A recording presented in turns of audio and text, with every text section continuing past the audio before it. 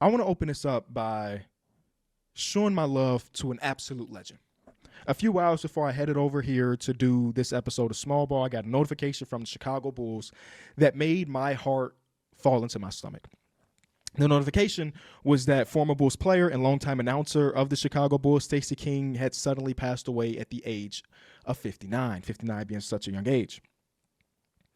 I had just made lunch, right? I've been on the road for the last 7 days, and I just was really looking forward to some home cooking because, my goodness, how many times can one man eat Chick-fil-A and Chipotle in a day? So I was really excited about this meal that I had prepared for myself. And then immediately after seeing the notification, that food that was in front of me was not appetizing at all. Over the last month, we've now lost Brandon Clark abruptly, Jason Collins with his battle with brain cancer, and now Stacey King. And the notification from Shams or whoever is going to be the one to break the news never feels better. You know, when you are a diehard fan of the sport and of the league like I am, you find yourself in like a maybe sometimes unhealthy type of parasocial type of relationship with these people where you follow them on Instagram and you're walking side by side in their journey. Like I remember when Brandon Clark was drafted. I remember when he got injured a little while ago and how much we were talking about that meant to the Memphis Grizzlies, right? And he passed away suddenly. And, it's death is one of those things that everybody's going to, mourn differently, but I still am in a weird spot in my own personal life when it comes to death. And these are not even people that I know personally, So we've now lost 3 people. And like I said, that notification never, ever, ever gets easier. Stacey King was an absolute legend here in Chicago. Like I recognize that there's going to be people that are listening or watching this episode that may have seen a notification but didn't think two times about it, or even maybe, don't understand why Stacey King is getting an entire however many minutes of my show because of him. Like I understand that. But an absolute legend in the space. When people ask me, like, Kenny, what's your favorite broadcast booth? Some of the times they will add, not counting the Bulls. And I would say, forget about that last part. Adam Amin and Stacey King are a one-on-one duo. And before that, Neil Funk and Stacey King are one-of-one duo. So I'm always going to have the Chicago Bulls number 1. And then we could talk about number 2 and number 3. And with Stacey King's passing, you scroll through Twitter, and it was cool to see like non-Bulls fans also recognize that as well. Stacey King has so many legendary calls for being a local broadcaster. From Derrick Rose dunking on Dragic to Derrick Rose step back game winner versus Milwaukee. From too big, too fat. Like all of these moments just started piling into my brain after seeing the unfortunate news of Stacey King's passing. And those are just the super public ones, right? Every couple times a season, you'll see Stacey King just be, a one-on-one type of comedian. Remember when the Bulls were on the road, I forget what city it was in, and they were just panning to the crowd and seeing all the different Bulls fans who love to travel to the game, and there's this one Bulls fan with a knockoff Michael Jordan jersey, and my goodness, Stacey King turned into Chris Rock. He turned into Dave Chappelle in that moment.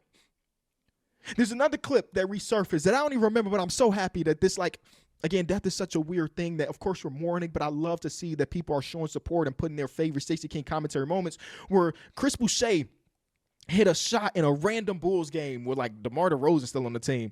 And Stacey King said, my goodness, that's the biggest headband I've ever seen. Just small stuff like that. Stacey King was so amazing and so electric in his commentary. I'm coming, Elizabeth. Give me the hot sauce. Call him Lil Boozy Vert, the king of giving nicknames to Bulls players. Jimmy G Buckets, and the G stands for Gets, that's Stacey King. The Bulls and NBA as a whole lost another great one. And it's so sad to see. Thinking about what Stacey King meant to me as a Bulls fan is so rough, but I feel like 98% of the games that I've watched as a Bulls fan, Stacey King was on the commentary, and the other 2% was in nationally televised games where I couldn't get the local broadcast.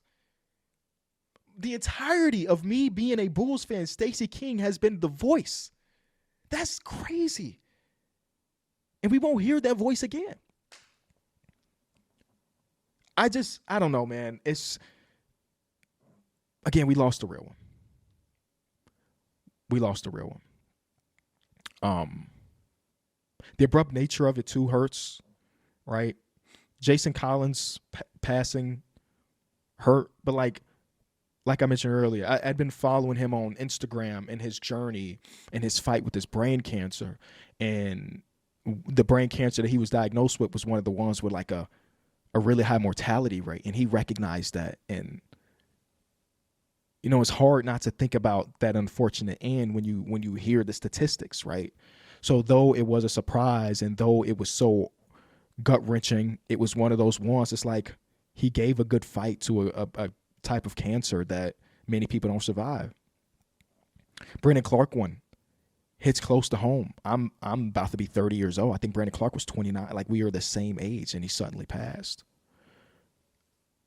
Stacey King was an amazing commentator, like I mentioned. But by all accounts, he was even a better person, where he was the type of person that would commentate an entire game, a 2.5, 3 hour game, and then wait an extra 2 hours after the game to take pictures with people that hit him up on Twitter during the game. He had no reason to do that other than just him being a kind soul. It sucks, man. It sucks. And it's like the Bull. I've seen a ton of bad Bulls basketball in my life. A ton of bad Bulls basketball in my life. But very rarely did it feel like a chore to tune into a Bulls game, even when they were really bad. I'm watching, no disrespect to these people, I'm watching like Robin Lopez, Jerrion Grant, goddamn Shaq Harrison and Walt Lemon Jr. and Paul Zipser. And I'm tuning into these games recognizing they don't mean anything, but I still find some greatness. And I think a lot of that goes to Stacey King. Where even when the games were down by 30, the banter between him and his co-host and his play-by-play person was legendary. And I can't imagine how that is replaced. If I had to make an assumption, I think the Bulls will probably wear a patch for Stacey King for this entire season, hopefully beyond. When the Bulls are not one of the places that retire a ton of jerseys, but I would hope that his microphone gets retired, maybe not his actual jersey, but some type of thing should hang in the UC for Stacey King. And I think one of the things that hurts a ton is like, maybe I'm being too optimistic, but it does feel like brighter days are coming for the Bulls. I'm not saying this year or next year or the year after that, but like brighter days are coming. And it does suck that Stacey won't be here to potentially see that. Again, he was here doing some terrible, terrible seasons, man. Some terrible, terrible seasons. So I'm giving my love to the people that knew him personally, to Adam Amin, who like, I'm not gonna hit Adam up, but like I can imagine what he's going through as somebody that has commentated with him, 82 times a year for a couple seasons now. From Neil Funk to the team behind the scenes that dealt with Stacey on a daily basis, to his podcast co-hosts and their producers, to his family. I'm sending my love and support to them because I'm hurt and I didn't even meet the man. So I can't imagine how they're feeling. It's one of those seats that like whoever they hire to fill the spot, it won't hit the same. Like, I'm sorry for the next person because they're going to do what they can and try their very best, but it's going to be one of those seats that's going to be really, really tough to fill, man. Shout out to Stacey King. May he rest in peace. And what we can all do in his honor is to just listen to, I'm hoping and I'm praying that the Bulls are working on some type of piece for his best cause, because my goodness, that piece can be 1 hour long. I'm going to look it up really quickly. You type in Stacey and it looks like everybody's on top of it. Stacey King's best cause. In Chicago Sports Network has one from just last season, his best cause of the year. 15 years ago, there's a video with 900,000 views, the top 10 calls of Derrick Rose's career with Stacey King. I mean, even just thinking about this year, when Vucevic hit that game winner in the corner against the 76ers, I'm coming, Elizabeth, and, us old heads get the reference of Sanford and Son, but some of the young people are like, what is he talking about? Like, I don't know. Rest in peace to Stacey King. And even this 10 minutes feel like it doesn't do the justice of Stacey, but love and support to his family.